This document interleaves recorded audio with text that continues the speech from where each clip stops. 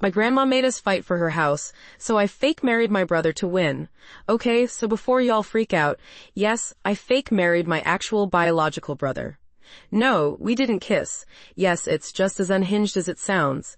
And no, we're not from Alabama, chill.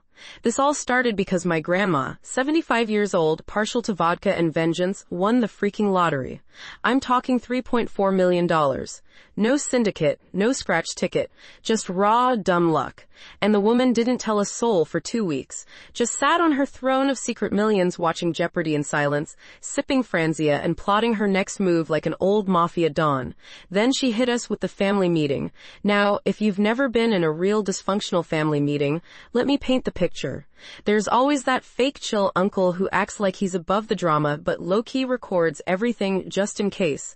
There's at least one cousin who's late because they had therapy. They didn't. And someone always shows up in a business casual outfit, like we're gonna do a PowerPoint on trauma. So we're all crammed in grandma's house. Cheap air freshener, lace curtains, at least 4 porcelain angel statues staring into our souls. And then she drops the bomb. I'm giving away my house to whoever earns it. The room went dead silent. I mean, you could hear my aunt chewing her nicotine gum like it owed her money. She leans back in her lazy boy, takes a dainty little sip of wine, and goes, "You've got 1 month. Show me who deserves it. Impress me." She even said it like it was a game show. I half expected dramatic music and a fog machine. See, Grandma's house isn't just any house. It's a cozy 3-bedroom in the suburbs with an actual koi pond, solar panels thanks to her weird eco phase in 2018, and a hot tub in the backyard that may or may not have electrocuted a squirrel once. The place is worth over $600,000 and fully paid off. In other words, it's a golden ticket in this economy. People laughed at first, then Grandma didn't. So suddenly it's war. Cousins were posting thirst traps with soup kitchens in the background. My uncle tried starting a nonprofit that was just him giving out socks from Costco. One of my aunts started meditating in Grandma's garden and tagging her in Instagram stories like she was some kind of spiritual guru. But nothing topped what my brother came up with. So here's the setup. My brother Jake and I are both in our late 20s, broke as hell, and living off expired frozen burritos and Wi-Fi from the neighbors. We're close, always have been, but like normal sibling close. Not whatever the hell we ended up doing close. It started as a joke. We were sitting in our sad little apartment watching our family absolutely humiliate themselves for Grandma's approval. And I said something like, "She's so obsessed with love stories, I should just pretend I'm engaged or something." Jake, without missing a beat, goes, "To who, me?" I laughed. I laughed hard, because it was ridiculous. Then we both kinda stopped laughing. That terrifying moment when the joke starts to sound like a plan. Jake's logic, bulletproof, in a morally bankrupt kind of way. Grandma has always been obsessed with romance. She watches The Bachelor religiously, cried during Twilight Eclipse specifically, and once said that The Notebook was how love should be. She's also got a really flexible understanding of genetics. Like, she once said, second cousins, that's barely related. I mean, I don't even want to unpack that. So we hatched the scheme. Operation Housewife and House Husband. We weren't going to do anything creepy, just lean into the vibes. Couple Y language. A fake proposal story involving a donut and a paperclip ring. Some fake pics on Instagram, matching outfits. A Pinterest board. We even made a fake wedding invite and slipped it into a conversation accidentally. Grandma ate it up. She said, "I always knew you two were close, but this is destiny." Yes, I gagged a little. Yes, I powered through it. That's the price of real estate. Meanwhile, our family was losing their damn minds trying to keep up. My cousin Fiona made a PowerPoint presentation titled, "Why I Deserve the House, A Journey of Redemption." Jake and I, we cooked for Grandma, which meant ordering takeout and plating it on her wedding china. She cried. Literal tears. Said, "You remind me of me and your grandpa. Back when we were wild." I don't want to know what that meant. Things started escalating quickly. Too quickly.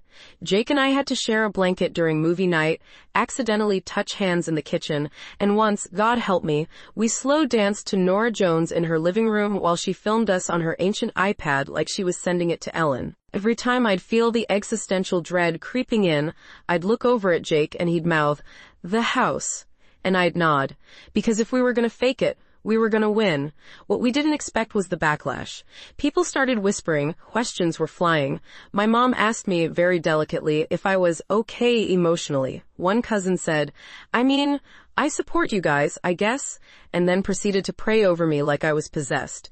Even Grandma's priest got involved, and that man's been blind in one eye since 2003, so the fact that he noticed says a lot. But Grandma, she said we were the only genuine ones, said love conquers all, said I've made my decision. But we didn't hear it, not yet. She said she'd announce the winner at a dinner, 1 week away. A whole 7 days of pretending to be a couple while half the family was ready to throw holy water at us, and the other half was begging to be uninvited from the wedding. And that, dear Reddit, is where things really went to hell. Grandma, in all her soap opera-loving glory, told us she'd announce who gets her house at a family dinner, the final round of her twisted real-life reality show.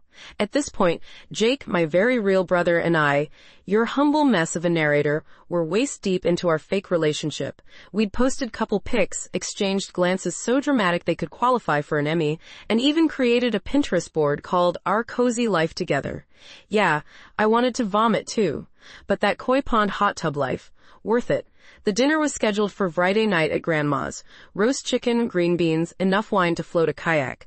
Jake and I knew this was our last performance before the final rose ceremony, so we showed up locked in, matching denim jackets and all.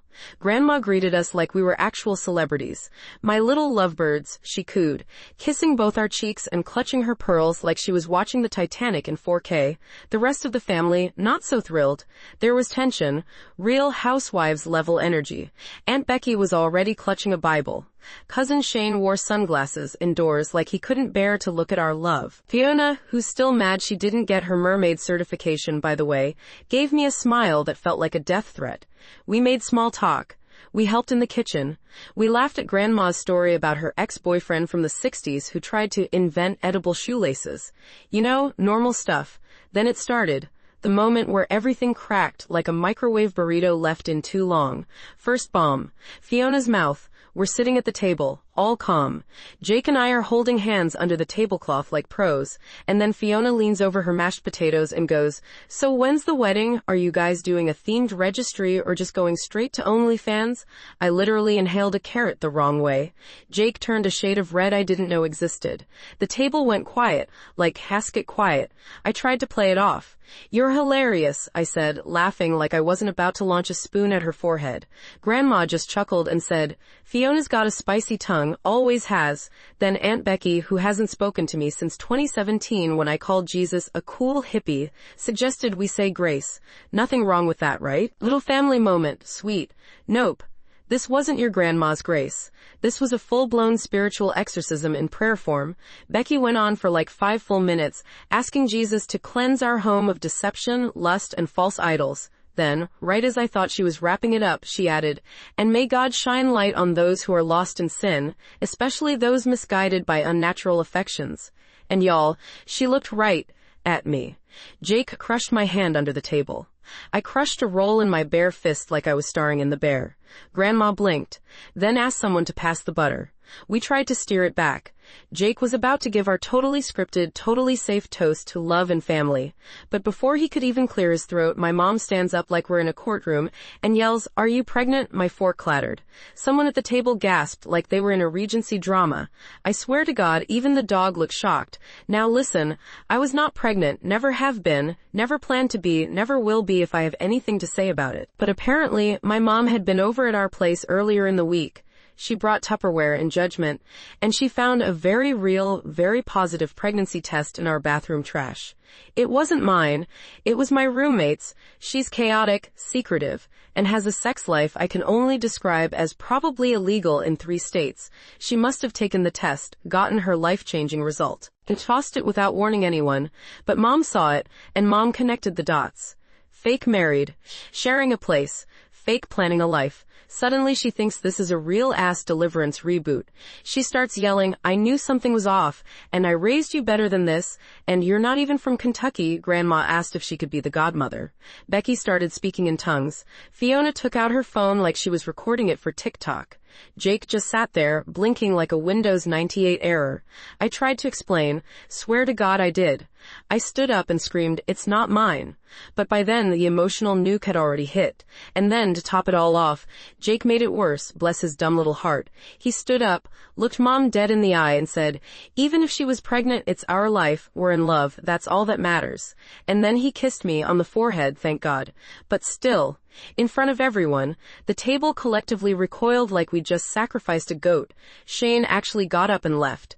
Becky screamed and started flipping through her Bible like she was looking for the fire and brimstone chapter. My dad took a shot of something from his flask and whispered, "I always knew y'all were close." Dinner somehow continued. No one ate much. Someone brought out gelatin salad with grapes in it because apparently that's what you serve at a dinner where your kids might be married and expecting. At the end of it, we helped Grandma clear the plates. She kissed us both on the cheek again and said, "Real love is messy. But you two, you're the only ones who stuck together." I could hear Fiona gagging in the hallway. We went home in total silence. Me, Jake, and our fake unborn baby. We ordered Taco Bell, ate in silence, sat on opposite ends of the couch with a blanket between us like war veterans. Then Grandma sent a text. No emojis, no XOXO, just raw, terrifying punctuation. "I've made my final decision. Be here Sunday at 2. Jake read it out loud and just whispered, "Oh God." I looked at him and said, "If she gives the house to Becky, I'm gonna throw a brick through communion." And we laughed, because that's what you do when you've gone so deep into the lie you've looped back into reality. The only thing worse than that dinner, what happened when we got to the house on Sunday. Sunday, 2 p.m., I don't think I've ever been that nervous in my life. Not even when I accidentally called my high school math teacher Dad, and he called me sweetheart back. That was traumatizing, yes. But this was another level. The last 48 hours had been pure emotional diarrhea. Ever since the fake pregnancy scandal at Grandma's dinner, Jake and I had basically gone into social hiding. We turned our phones off. We didn't post. We stayed locked in the apartment watching shitty reality shows and muttering, "We're so F***CKED," like it was a bedtime prayer. Sunday came too fast. I put on my only dress that didn't scream trauma survivor, and Jake wore his best button-up, the one that looks like he teaches improv but also pays child support. We practiced our innocent faces in the mirror like we were walking into court. Because let's be real, this was court. Grandma court. And we were both guilty as hell. We got to her house at 1:58. Early, like suck up early. The driveway was already full, cars everywhere. Fiona's ugly yellow Jeep was parked at a 45 degrees angle across the lawn like she owned the damn place already. Someone brought a freaking fruit tray, which I guess means this was supposed to be a celebration. I didn't feel festive.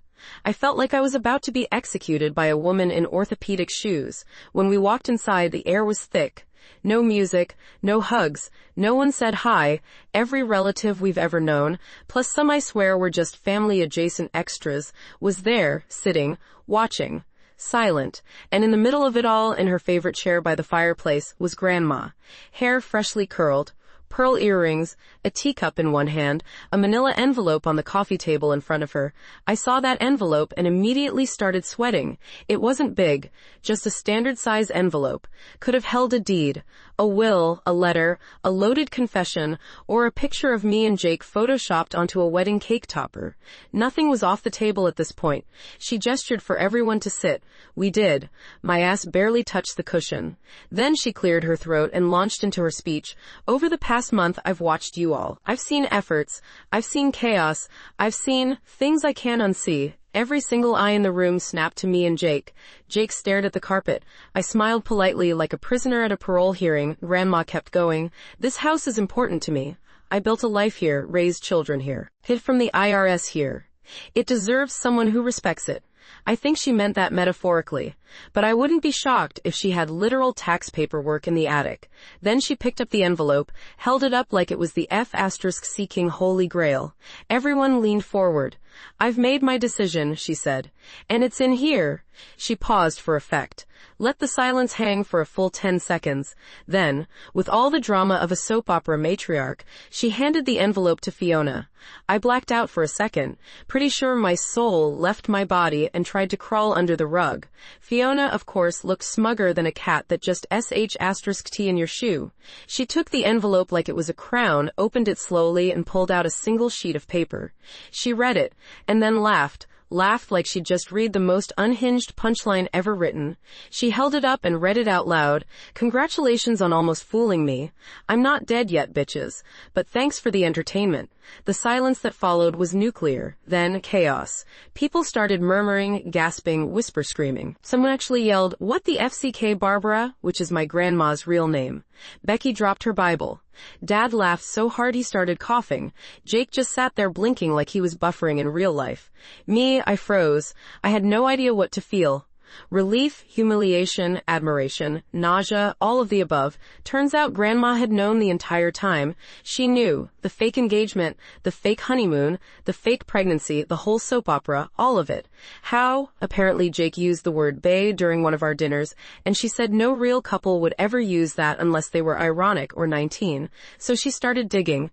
She reverse image searched our fake Airbnb screenshot. Checked the metadata on our romantic getaway photo. And brace yourself, called my roommate. That chaotic gremlin spilled everything. According to her, Grandma just asked gently, "Is my granddaughter pregnant with her brother's child, or is that just something they're doing for attention?" My roommate told her the truth. Grandma said, "Thought so. Thank you, dear," and hung up like a goddamn mob boss. Then, plot twist, Grandma stood up. First time all day. Full dramatic rise, like the final act of a Broadway show. She clapped her hands and said, "Nobody's getting the house. Not yet. You've all proven you'll lie, cheat, fake pregnancies, and emotionally traumatize a priest just for a few walls in a koi pond." Becky tried to object. Grandma raised her palm like a traffic cop. Becky sat back down. "I'm making a real will," she said, "with lawyers, with conditions, and none of you will know what's in it until I'm dead. Or bored." Everyone started mumbling again. And then she pointed at me and Jake. "But you two? Therapy. Together, I'm paying." The room exploded. Fiona was laughing so hard she fell off the armrest. Dad fist bumped Jake and whispered, "Solid hustle." Becky started praying again, out loud this time. I stood up, nodded politely, and walked straight out the door. Jake followed. We didn't say a word until we got to the car, drove 3 blocks. Parked. I turned to him and asked, "She reverse image searched our Airbnb?" "Yup," and called my roommate. "She's a menace." We sat in silence for a while. Then he said, "You know, I think she liked it, the drama, the chaos, the show." And I realized he was right. We didn't get the house. We didn't get the money. We didn't even get any leftover Jell-O salad. But what we did get was a lifetime supply of family shame, matching mugs that say, "Best brother, fake husband." Thanks, Fiona. And a therapist who's already confused as hell.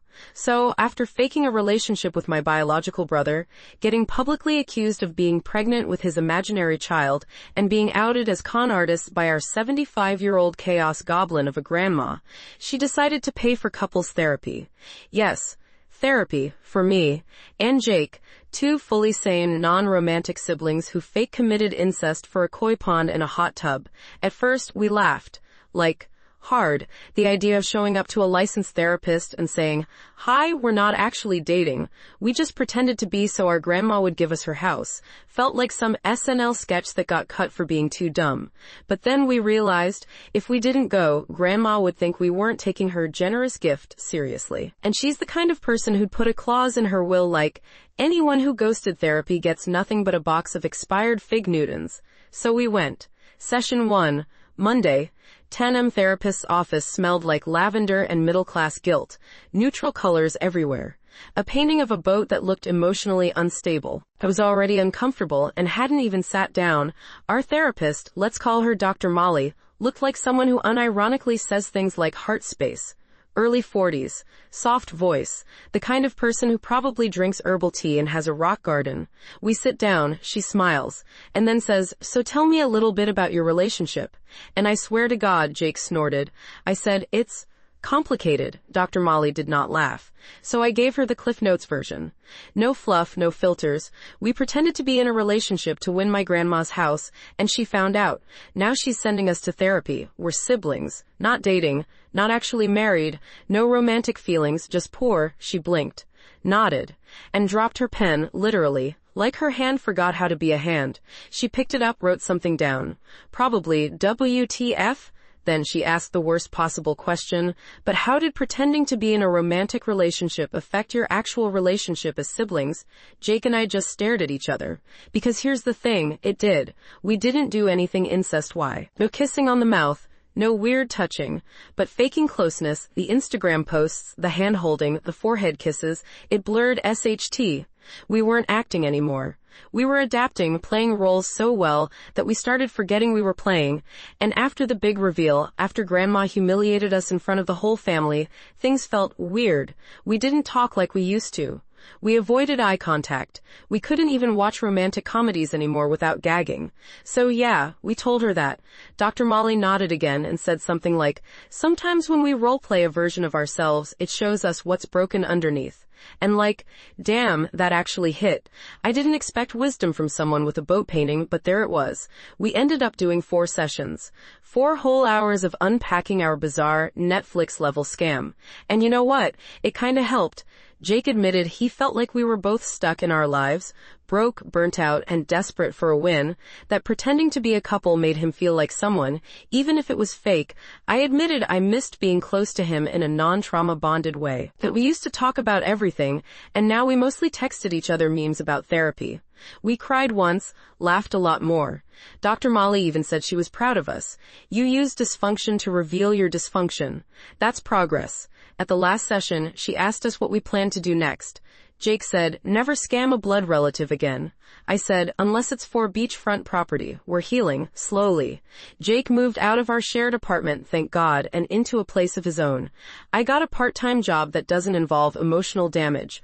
We text, we call, and we haven't faked a relationship since. Grandma, she's still alive, still dramatic, still pretending she might die any minute just to keep us guessing.